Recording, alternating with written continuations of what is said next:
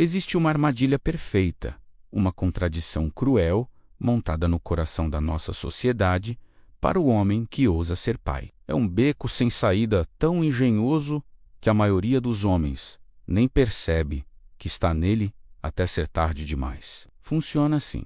Por um lado, a cultura lamenta a ausência dos pais. A cada crime cometido por um jovem, a cada problema social, o coro é o mesmo. Onde estavam os pais? Os homens precisam assumir a responsabilidade. É o mito do pai ausente, irresponsável, que precisa fazer a coisa certa. Mas, por outro lado, quando o pai está presente, a mesma cultura o trata com desprezo e desconfiança. Ele é retratado na mídia como um idiota incompetente, um palhaço que precisa ser salvo pela esposa-chefe da casa. Ou pior, ele é visto como uma figura potencialmente abusiva, uma ameaça tóxica cuja influência precisa ser neutralizada. Ele é o pai fantasma.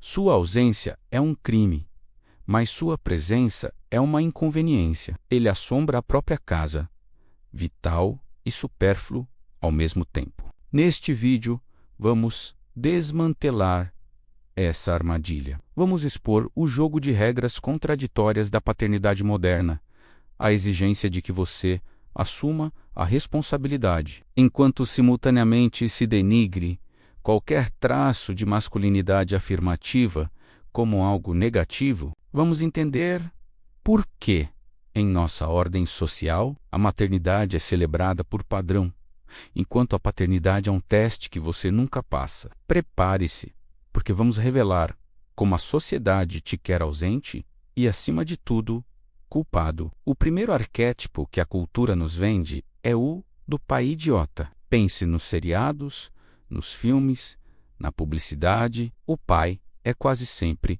o personagem cômico. O trapalhão que não sabe trocar uma fralda, que queima o jantar, que dá conselhos terríveis. Ele é essencialmente mais um filho para a mãe da casa cuidar. Esse arquétipo serve a um propósito duplo. Primeiro, ele reforça a narrativa de que as mulheres são inerentemente mais competentes. Segundo, muitos homens aceitam esse papel, fazendo piadas sobre sua própria incompetência, pensando que estão sendo parceiros igualitários, quando na verdade estão apenas validando a narrativa que os emascula. O segundo arquétipo é o do pai abusivo.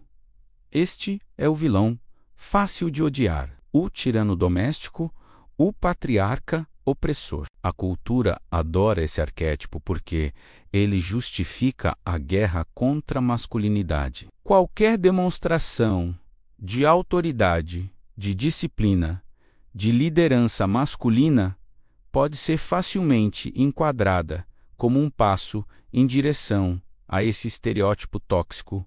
O resultado? Uma geração de meninos que crescem odiando a figura do pai e juram ser o oposto, tornando-se homens passivos, com medo de exercer qualquer tipo de autoridade em suas próprias famílias. E isso nos leva ao contraste mais gritante, a evidência mais clara da armadilha. A diferença entre o Dia das Mães e o Dia dos Pais. O Dia das Mães é uma celebração quase sagrada. A mãe é reverenciada por seu sacrifício. Mesmo uma mãe que falha é frequentemente perdoada, pois a narrativa é que ela provavelmente estava sobrecarregada, talvez por causa de um pai ausente. Culpar a mãe por seus problemas soa como misoginia. O Dia dos Pais, por outro lado, tornou-se um dia de avaliação de desempenho, um lembrete de todas as maneiras pelas quais você não está à altura. É um cordial: tente mais ou, em muitos casos, um velado pai. É o dia em que você é lembrado de que sua masculinidade, mesmo em seu aspecto mais positivo, é inerentemente suspeita e você deve apenas aceitar como um homem e superar isso. Essa dinâmica cria a armadilha de lógica dupla,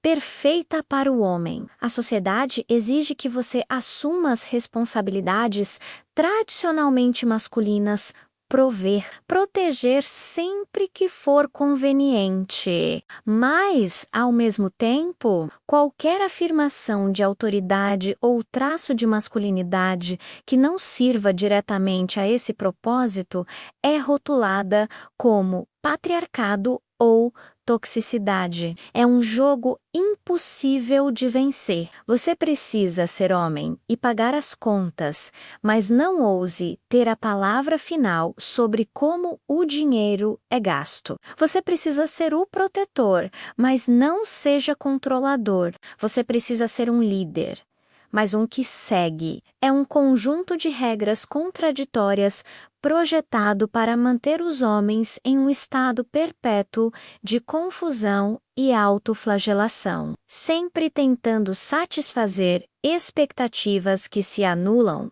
O resultado final, a ausência do pai, mesmo quando ele está fisicamente presente, um pai que tem medo de disciplinar, com receio de ser visto como abusivo, um pai que abdica de sua autoridade para ser amigo dos filhos, um pai que, para evitar conflito, se torna uma figura passiva e irrelevante dentro de sua própria casa. Ele está lá, mas sua influência masculina foi neutralizada, e essa ausência de uma força paterna real é tão ou talvez mais prejudicial do que a ausência física. Uma pausa.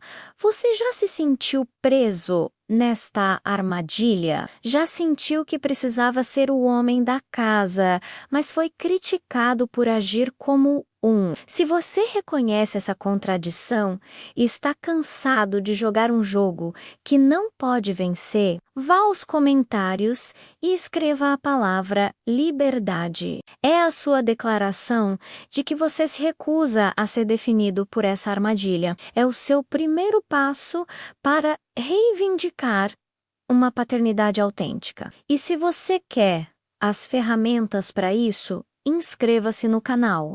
A negação dos efeitos da ausência paterna apoia a narrativa cultural mais ampla sobre a irrelevância dos homens. A ideia de que os pais não são realmente necessários está em toda parte. Elogiamos mulheres que decidem ter filhos por conta própria, o que implicitamente diz que um pai é, na melhor das hipóteses, um acessório útil, mas totalmente desnecessário. Hoje em dia, um animal de estimação é frequentemente considerado uma parte mais importante de uma família completa do que um homem. E agora, estamos colhendo os resultados. A epidemia de ausência paterna está na raiz de nossos problemas culturais mais terríveis. Olhe para qualquer vídeo de tumultos ou desordem social. O que você vê? Jovens agindo de forma selvagem, sem respeito por nada nem por ninguém. Olhe mais fundo e você verá meninos que cresceram sem pais, mas as consequências não são apenas a violência. Olhe para a geração do troféu de participação. Você vê meninos emasculados, com aversão ao seu próprio gênero. E você vê meninas que crescem com um senso de direito masculino, sem a correspondente responsabilidade. Apesar do que toda a propaganda afirma, os pais são necessários. A autoridade e a ordem nas relações sociais começam com ele. Sem a figura paterna, as coisas desmoronam, como estamos vendo agora. O patriarcado foi destruído, e com ele, o patriarca. E o que emerge não é um mundo pacífico de igualdade, mas a paisagem infernal que vemos nas ruas e nos rostos de meninos e meninas, onde quer que o pai esteja ausente. Então, qual é a solução? É parar de jogar o jogo, é parar de se preocupar em ser um bom pai de acordo com os padrões da sociedade. Um bom pai não busca elogios ou validação. Um bom pai simplesmente é. Ele é pai apesar de um mundo que constantemente lhe diz que ele é um merda sem valor. Por ser um homem com um filho, ele faz. Apesar de um mundo que nunca apreciará seu sacrifício e apenas considerará sua presença como algo esperado. Ser um bom pai é resistir, é ser a rocha de autoridade moral e disciplina em um mundo que promove o caos. É ensinar seus filhos, pelo exemplo, o que significa ser um homem de honra, mesmo quando a honra é ridicularizada. Não se trata de ganhar prêmios na parede, mas do corpo de trabalho geral que contribui para uma realização real, criar seres humanos fortes e capazes. E essa é uma vitória que nenhuma convenção social pode te dar ou tirar. A armadilha está montada, mas agora você a vê. Se você está pronto para desarmá-la e assumir seu papel como pai e homem em seus próprios termos, inscreva-se e junte-se a esta irmandade. Para nossa ação final, um ato de desafio. Vá aos comentários e nos diga: qual é a expectativa social contraditória sobre a paternidade que você mais rejeita? Nomeie a mentira. Reivindique sua verdade. A reconstrução da paternidade começa com a rejeição da armadilha.